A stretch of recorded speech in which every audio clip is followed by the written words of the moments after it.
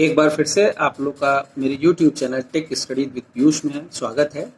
और आज हम लोग सीबीएसई बोर्ड में जो नेटवर्किंग से जो क्वेश्चंस आते हैं उनके बारे में प्रैक्टिस करेंगे। नेटवर्किंग में आजकल जो है थोड़ा सा मतलब बोर्ड का जो पैटर्न है उसने थोड़ा सा बदल दिया है। तो इस तरह आजकल जो बोर्ड में जो है कुछ ऑब्जेक्टिव क्वेश्चंस, कुछ डिस्क्रिप्टिव क्वेश्चंस, कुछ फिलिंग द ब्लैंक्स और कुछ ट्रू एंड फॉल्स के भी क्वेश्चन आ रहे हैं।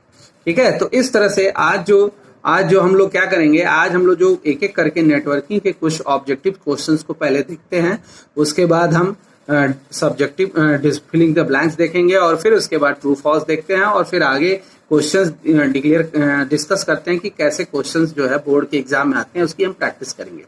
ठीक है, तो आइए अब हम लोग स्टार्ट करते हैं कि आज पहले जो है ऑब्जेक्टिव से हम लोग स्टार्ट करते हैं कि ऑब्जेक्टिव क्वेश्चंस कैसे पूछे जाते हैं और क्या उनका क्या आंसर होगा। तो आज हम लोग ऑब्जेक्टिव क्वेश्चन से स्टार्ट करते हैं। Thank you. तो मल्टीपल चॉइस क्वेश्चंस में जो पहला क्वेश्चन आता है कि two devices are in the network if, मतलब two devices are in network if मतलब क्या होगा, ए process in one device is able to exchange information with a process in another device, a process in running on both the device, a process running of different device are of the same type, none of the mentioned।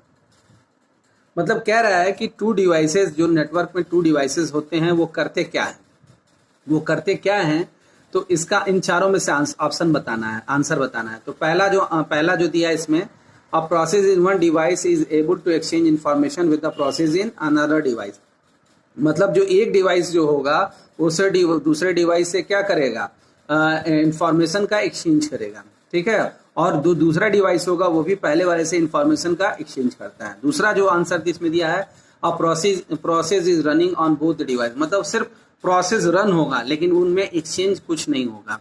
तीसरे वाले में the process running of different device are the same type, ये भी गलत है। और चौथा वाला तो एकदम ही गलत है। तो जब दो डिवाइस जो नेटवर्क में होते हैं, तो हम लोगों ने नेटवर्क की डिफिनीशन भी यही पढ़ा था कि the network devices are able to exchange information और शेयर देयर इंफॉर्मेशन और शेयर देयर रिसोर्सेज।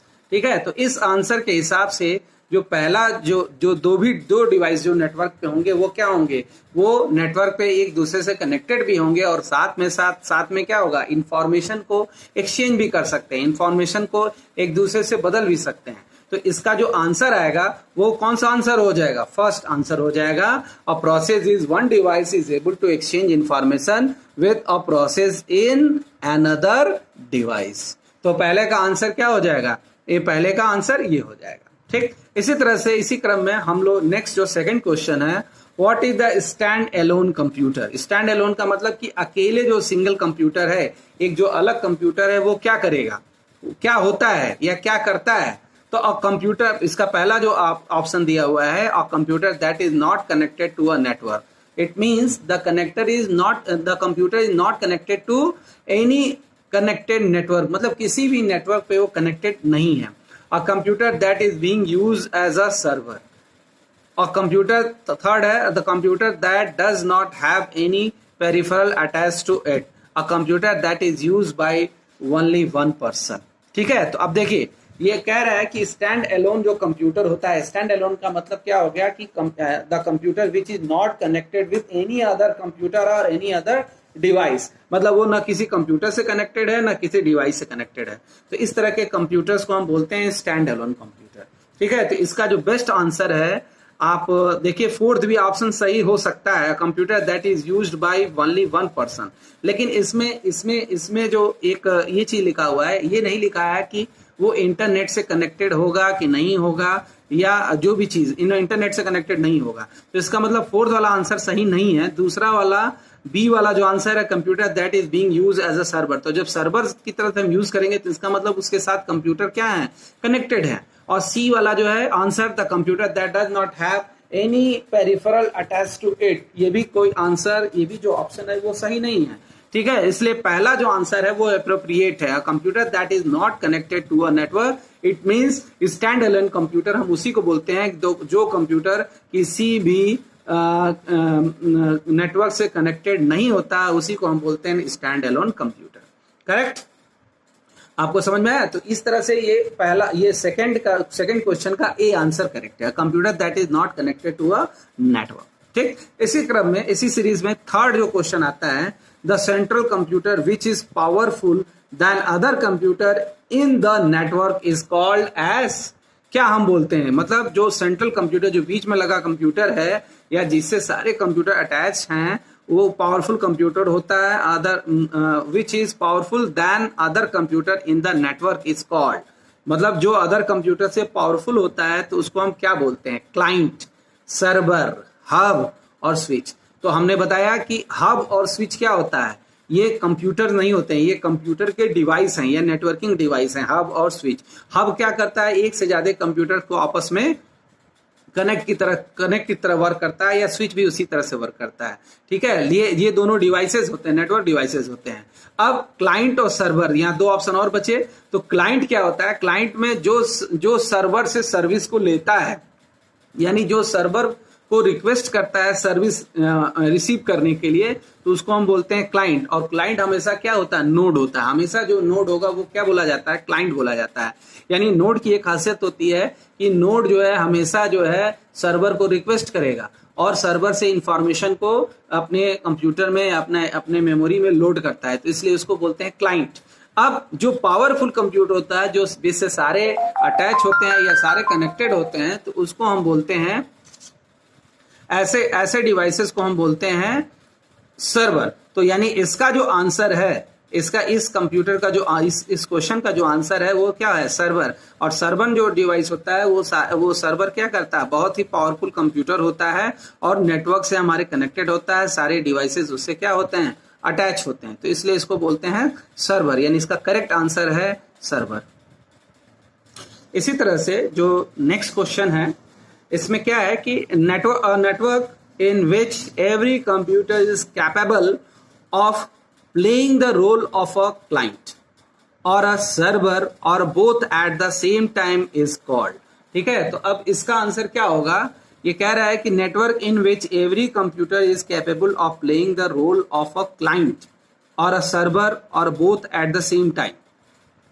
तो नेटवर्क में जो कंप्यूटर्स होते हैं वो अगर एक ही समय में या तो क्लाइंट का रोल अदा कर रहे हैं या सर्वर का अदा कर रहे हैं या बोथ का अदा कर रहे हैं, बोथ रोल मतलब कर रहे हैं, तो उसको क्या बोलेंगे, तो इसको बोलते हैं, या पहला जो ऑप्शन दिया पीयर टू पीयर नेटवर्क, दूसरा ऑप्शन है लोकल एरिया नेटवर्क, तीसरा है डेडिकेटेड सर्वर नेटवर्क, चौथा है वाइड एरिया नेटवर्क। ठीक है, तो अब देखिए इसमें कह रहा है कि एक समय में क्लाइंट बन जाता है, एक समय में सर्वर बन जाता है, या दोनों का काम सेम करता है। ठीक है, तो अब इसमें क्या बोलेगा, क्या होगा, तो अब देखिए जो लोकल एरिया नेटवर्क है या वाइड एरिया नेटवर्क है, ये जो कॉन्सेप्ट है, ये क्या होता है, ये नेटवर्किंग के टाइप्स होते हैं।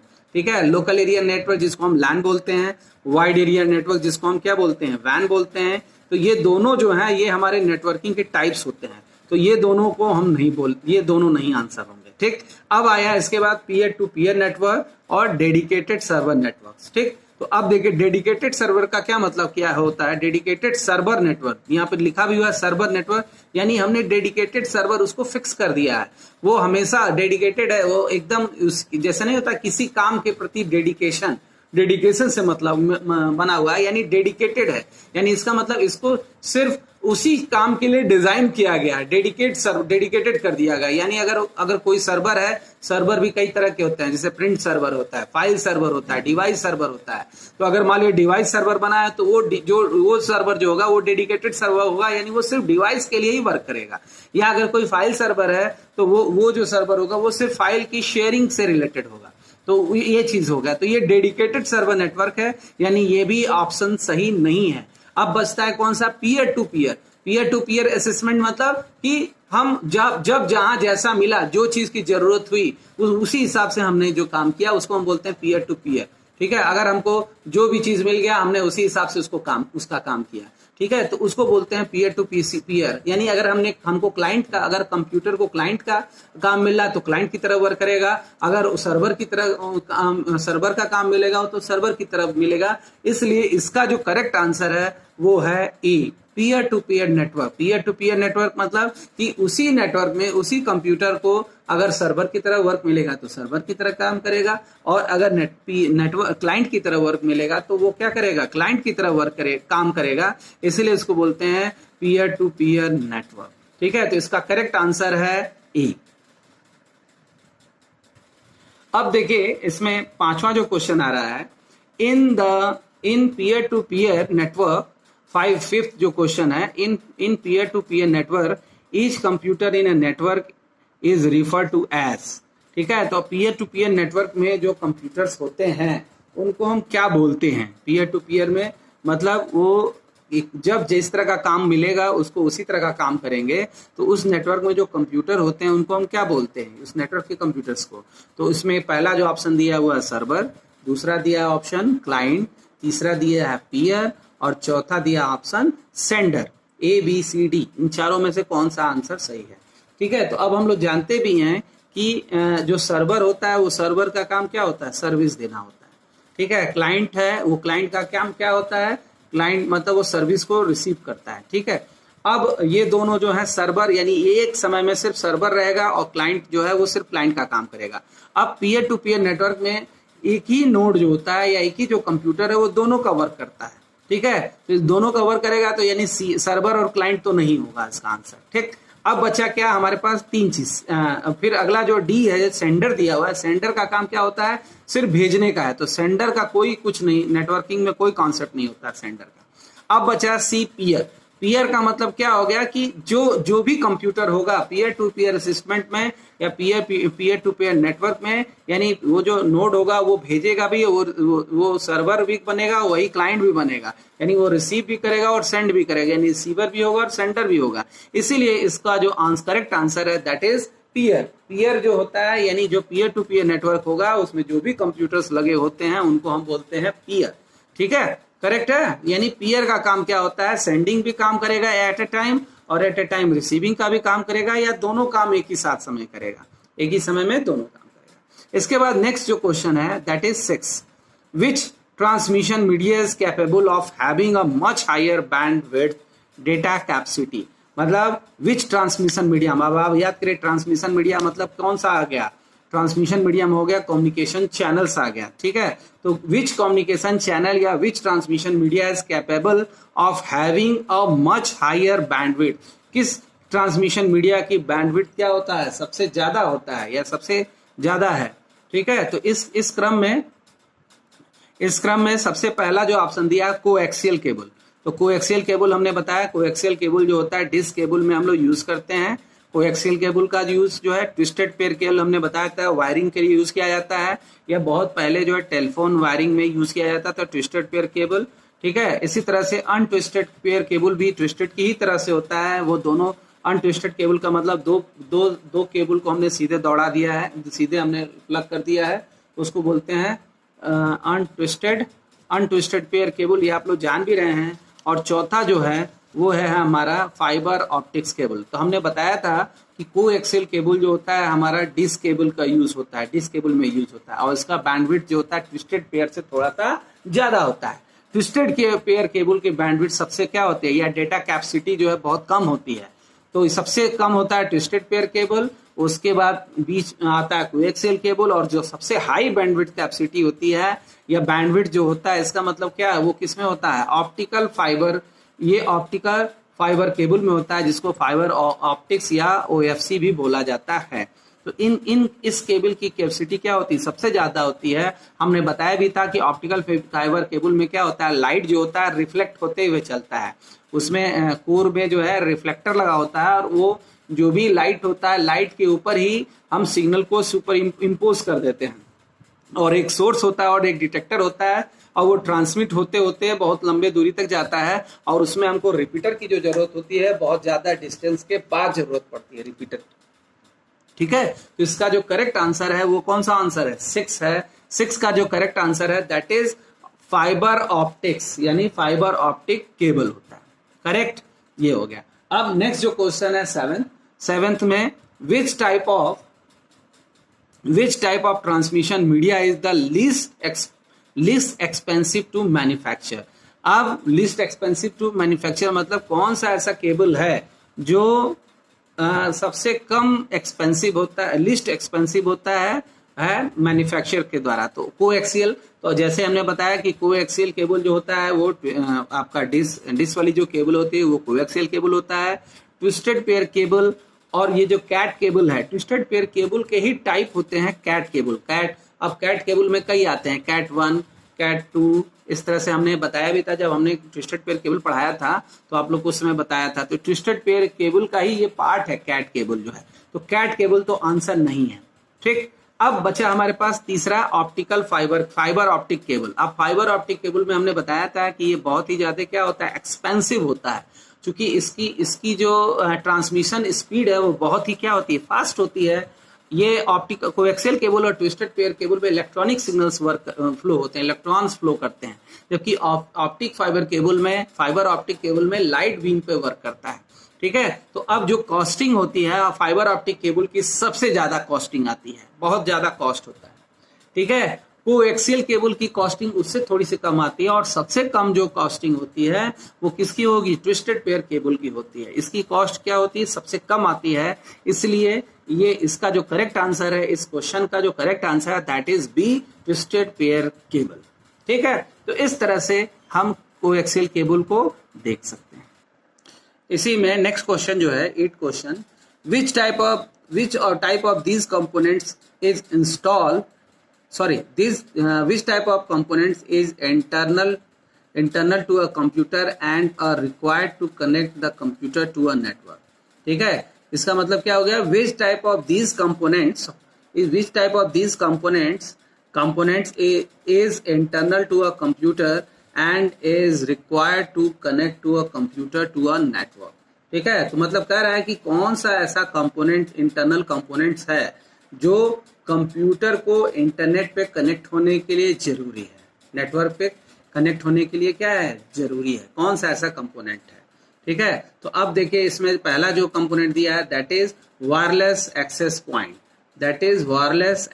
पॉइंट, दूसरा है नेटवर्क इंटरफेस कार्ड, सी है स्विच, फोर्थ है डी है हब। अब हमने बताया था स्विच और हब जो होता है ये भी एक डिवाइस होता है। ठीक है, और एनआईसी भी, नेटवर्क इंटरफेस कार्ड, जिसको हम शॉर्ट में बोलते हैं एनआईसी, ये भी ये क्या होते हैं, डिवाइस होते हैं। यानी बी, सी और डी ये तीनों क्या है, डिवाइस हैं। वायरलेस एक्सेस पॉइंट जो वैप होता है, वैप भी एक तरह का डिवाइस होता है, लेकिन कह रहा है कि कौन सा ऐसा, which type of component internal of computer to computer and network का मतलब कि जो केबल नेटवर्क की बात कर रहा है। ठीक है, तो कौन सा ऐसा डिवाइस है जो केबल नेटवर्क को कनेक्ट करने के लिए यूज किया जाता है। ठीक है, तो अब हमने बताया था कि हब और स्विच जो होता है वो मोर देन वन कंप्यूटर्स को आपस में कनेक्ट करने के लिए यूज किया जाता है। जब भी हम एक कंप्यूटर को एक से ज्यादा कंप्यूटर से कनेक्ट करना होगा तो हमको हब या स्विच क्या करना पड़ेगा, लगाना पड़ेगा। ठीक है, इसी तरह से यहाँ पे नेटवर्क इंटरफेस कार्ड जो कह रहा है, नेटवर्क इंटरफेस कार्ड की बात कर रहा है, तो हमने बताया था कि हर कंप्यूटर में इंटरनली क्या होता है, एक एनआईसी लगा होता है और उस एनआईसी के थ्रू हम केबल को उस एनआईसी में क्या कर सकते हैं, कनेक्ट कर सकते हैं। ये एकदम सेम जो है एक पोर्ट, यूएसबी पोर्ट की तरह से होगा, लेकिन उससे थोड़ा सा उसकी विड्थ थोड़ी सी ज्यादा होती है, उससे थोड़ा सा उससे चौड़ा होता है। ठीक है, आज हम लोगों ने अपने लैब में देखा भी होगा कि जो नेटवर्क केबल होता है, जो हब या स्विच से जो केबल आता है, तो हम अपने कंप्यूटर में जहाँ पे उस केबल को प्लग करते हैं, जहाँ पे उसको लगाते हैं, वही पोर्ट हमारा क्या होता है, एनआईसी बोला जाता है। तो इसका करेक्ट आंसर है बी, दैट इज एनआईसी। ठीक, इसी उसमें जो क्वेश्चन नंबर 9 है, a device that forward data packet from one network to another is called. आप बताइए, अभी इसका आंसर क्या बताइए। इसमें कह रहा है कि अ device that forward data packets from one network to another is called bridge, router, hub, gateway। यानी इसका मतलब क्या है कि इसमें कह रहा है कि कौन सा ऐसा डिवाइस है जो डेटा पैकेट्स फ्रॉम एक नेटवर्क से दूसरे नेटवर्क पे भेजता है, फॉरवर्ड करता है। तो हमने बताया था कि जो ब्रिज होता है, ब्रिज क्या करता है, दो नेटवर्क को, सेम टाइप के नेटवर्क को आपस में कनेक्ट करता है, ये नेटवर्क का कनेक्शन का काम करता है। हब क्या करता है, हब जो होता है वो मोर देन वन कंप्यूटर को आपस में कनेक्ट करता है। गेटवे क्या होता है? गेटवे जो होता है एक तरह से एंट्री पॉइंट होता है, ठीक है। और रूटर जो होता है, रूटर क्या करता है? रूट डिसाइड होता है, उसका रूट पहले से डिसाइड होता है कि किस पैकेट्स को कहाँ पे हमको भेजना है, और सेंडर और रिसीवर दोनों का पूरा कोडिंग की जाती है उसमें रूटर में। तो इसका करेक्ट जो आंसर है दैट इज रूटर। तो रूटर ही एक ऐसा डिवाइस होता है जिसको पता होता है कि किस पैकेट्स को किस नेटवर्क पे ट्रांसफर। तो रूटर को पहले से पता होता है कि किस जगह पे हमको डेटा को भेजना है, ठीक है। तो इस क्वेश्चन नंबर 9 का जो करेक्ट आंसर है दैट इज रूटर, ठीक। अब नेक्स्ट जो क्वेश्चन है, which of the following is the fastest media of data transfer? Which of the following is the fastest media of data transfer, मतलब कौन सा ऐसा मीडिया है जिसके थ्रू हम डेटा जो है बहुत तेजी से ट्रांसमिट करते हैं, ठीक है। तो इसमें पहला जो ऑप्शन दिया है that is coaxial cable, then untwisted pair, C telephone lines, and D है फाइबर ऑप्टिक्स केबल। तो इसमें हमने बताया था आप लोग को कि जो हाई कैपेसिटी होती है, सबसे कम जो कैपेसिटी होती है वो ट्विस्टेड पेयर केबल की होती है, फिर उसके बाद कोएक्सियल केबल की, और फिर ऑप्टिकल फाइबर केबल पे, क्योंकि ट्विस्टेड पेयर और कोएक्सियल केबल ये जो है इलेक्ट्रॉन पे वर्क करता है, यानी ये जो भी चीज ट्रांसमिट करता है वो इलेक्ट्रॉनिकली ट्रांसमिट करता है, इलेक्ट्रॉन पे वर्क करता है। और जो ऑप्टिकल फाइबर केबल है ये लाइट, इसमें इंटरनली ऐसी व्यवस्था होती है कि ये इंटरनली जो है लाइट बीम पे वर्क करता है, और लाइट को रिफ्लेक्ट करते करते एकदम आगे ये बहुत फास्ट जो है आगे ले जाता है, क्योंकि लाइट का रिफ्लेक्शन ज्यादा होता भी है। इस नाते जो है इसमें हमको रिपीटर की भी जो जरूरत होती है, बहुत लंबे दूरी के बाद लगभग 100 किलोमीटर या 80 से 90 किलोमीटर के बाद हमको रिपीटर की जरूरत होती है। तो इसका जो करेक्ट आंसर है दैट इज डी। हमने आपको पढ़ाते समय इसको पढ़ाया भी था, तो बताया भी था कि सबसे बेस्ट जो केबल होता है वो फाइबर ऑप्टिक केबल होता है, लेकिन इसकी कॉस्ट बस थोड़ी सी क्या होती है, ज्यादा होती है as compare to other cable. The cost of this cable is very high. Okay, next question, hub is what is hub? तो हब के बारे में क्या है, नेक्स्ट जो 11th वाला क्वेश्चन है, हब क्या है, ठीक है। तो अब हब के बारे में हो रहा है, hub is a broadcast device, unicast device, multicast device, and none of the above जो है, यानी इसमें कौन सा है, ठीक है। तो अब यूनिकास्ट मतलब एक, यूनिकास्ट मतलब एक, मल्टीकास्ट मतलब बहुत सारा, और नन ऑफ द एबव या ब्रॉडकास्ट, यानी ये ब्रॉडकास्ट डिवाइस होता है। इसका जो करेक्ट आंसर है दैट इज ब्रॉडकास्ट डिवाइस। ये क्या करता है कि सिग्नल जो भी आता है उसको ये जितने भी कंप्यूटर अटैच रहते हैं केबल्स के थ्रू, उन सबको क्या करता है, ब्रॉडकास्ट करता है, ट्रांसमिट करता है। इसीलिए इसको हमेशा क्या बोला गया, ब्रॉडकास्ट डिवाइस बोला गया। जो भी डिवाइसेस हब से अटैच हो गए उन सारे डिवाइसेस को ये क्या करेगा, ब्रॉडकास्ट करता है, यानी वो ट्रांसमिट करता है, ठीक है। तो इस तरह से इसका जो करेक्ट आंसर है that is a, hub is a broadcast device, यानी ब्रॉडकास्टिंग का काम ये हब का काम होता है, यानी हब क्या करता है, ब्रॉडकास्ट करता है।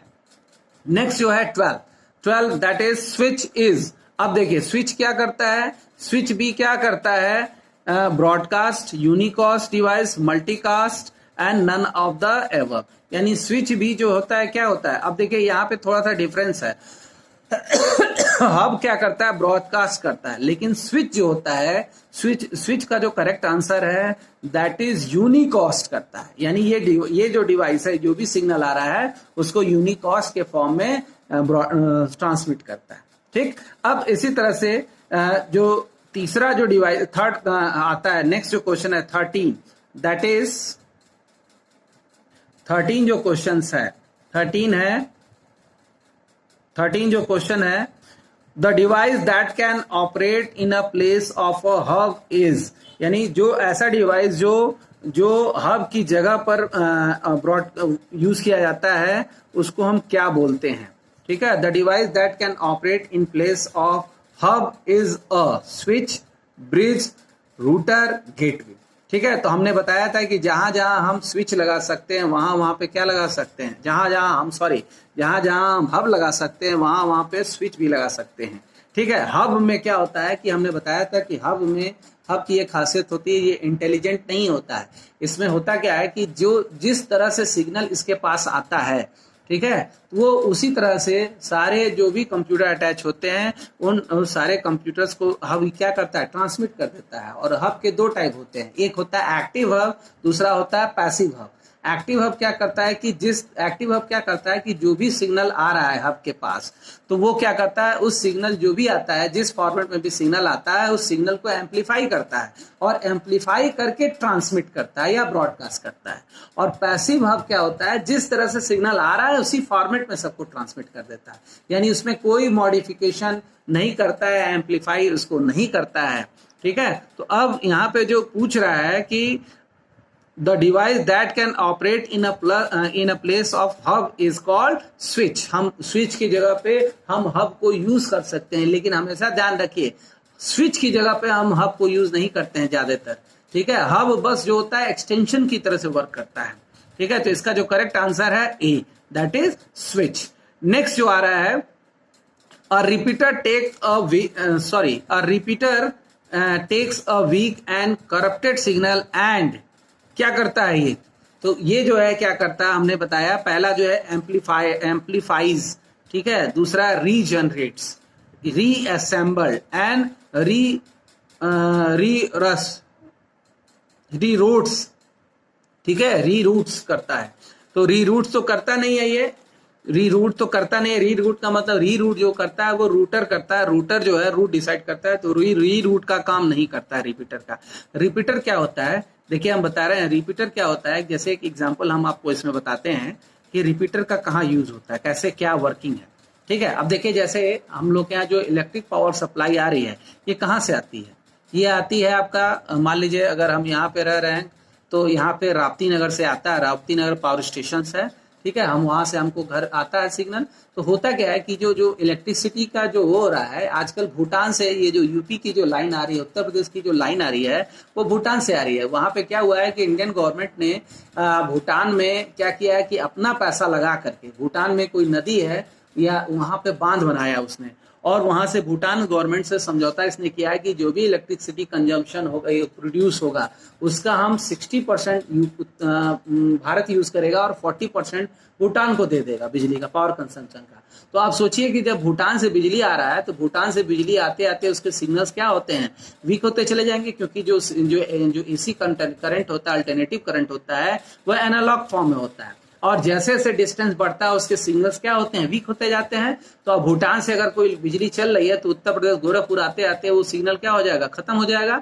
तो करते क्या है कि जहां से भूटान प्रोड्यूस हुआ, जहां से इलेक्ट्रिसिटी प्रोड्यूस हुई, वहां से हम क्या करते हैं कि उसको फिर इंडिया में ले आते हैं, तो फिर उसको रीजनरेट किया जाता है, उसको ट्रांसफार्मर लगाया जाता है, उसको डिवाइस लगा करके फिर से उसको एम्पलीफाई किया जाता है, बढ़ाया जाता है सिग्नल को। फिर उसके बाद वो इंडिया में जब आया तो यूपी में आता है, उत्तर प्रदेश में आता है, या जहां भी आ रहा है, गोरखपुर में अगर आता है तो वहां पे फिर आता है, तो एक जगह फिर पावर स्टेशन बनाया जाता है, main power station.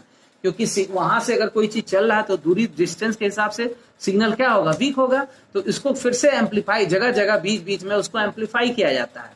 10,000 volt signal आ रहा है, 10,000 की लाइन, केवीए की लाइन है, तो उसको फिर से हम क्या करते हैं, फिर से उसको एम्पलीफाई करते हैं बीच कहीं पे आगे। फिर अगर जैसे शाहजहां में या बरहुआ में मेन पावर स्टेशन है, बरहुआ में सिग्नल आया, फिर उसको वहां पे एम्पलीफाई करके फिर भेज दिया जाता है अलग अलग पावर स्टेशन पे, जैसे Rapti Nagar power station, Mohaddipur power station, Kuda Ghat power station. ठीक है। इस तरह से सब 900 पावर स्टेशन क्या जाता है, फिर पावर स्टेशन को भेजा जाते हैं वो सिग्नल।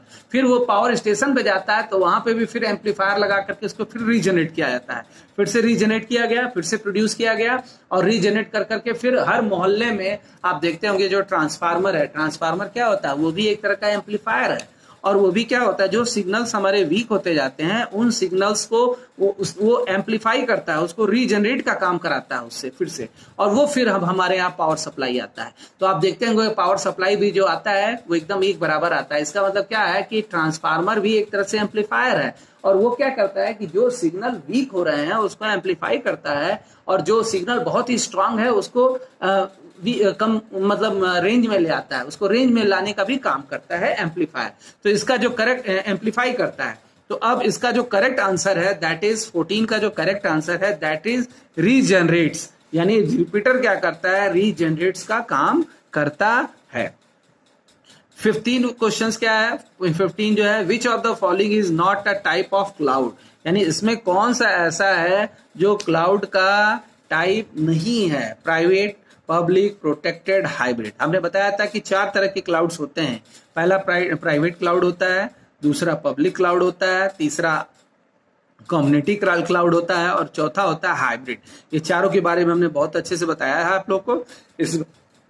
इसका मतलब क्या है कि इसमें प्राइवेट, पब्लिक तो और हाइब्रिड ये तीनों तो हैं, लेकिन प्रोटेक्टेड हमारा कोई भी क्लाउड नहीं होता है, इसलिए ये क्या है, गलत है। यानी सी जो आंसर है ये हमारा करेक्ट आंसर है कि जो प्रोटेक्टेड होता है वो टाइप का क्लाउड का जो टाइप नहीं है। ठीक, इसी तरह से 16 वाला जो क्वेश्चन है, which of the following is correct statement for IoT। IoT के लिए कौन सा स्टेटमेंट सही है? It is a collection of networks, it is a collection of protocols, it is the network of physical object of things embedded with chip, sensor, etc. and none of the above हो गया, none of these हो गया, sorry. ठीक, तो अब इसमें आप लोग जान रहे हैं कि जो IoT होता है, IoT का मतलब होता है इंटरनेट ऑफ थिंग्स। इसमें हमने बताया था इंटरनेट ऑफ थिंग्स का मतलब क्या हो गया कि ऐसी चीजें जो हमारे डेली लाइफ की चीजें जो हैं, जो हम डेली यूज करते हैं और वो इंटरनेट से कनेक्टेड हैं, और ऐसे डिवाइसेस जो अपने आप सारा काम करते हैं, हमारा जो काम होगा हमारी नीड के हिसाब से अपने आप जो प्रोसेस को एग्जीक्यूट करते हैं, उन्हीं को हम बोलते हैं IoTs। तो इसमें is the collection of network, ये गलत है। It is a collection of protocols, protocols means होता है सेट ऑफ रूल्स, यानी ये भी गलत है।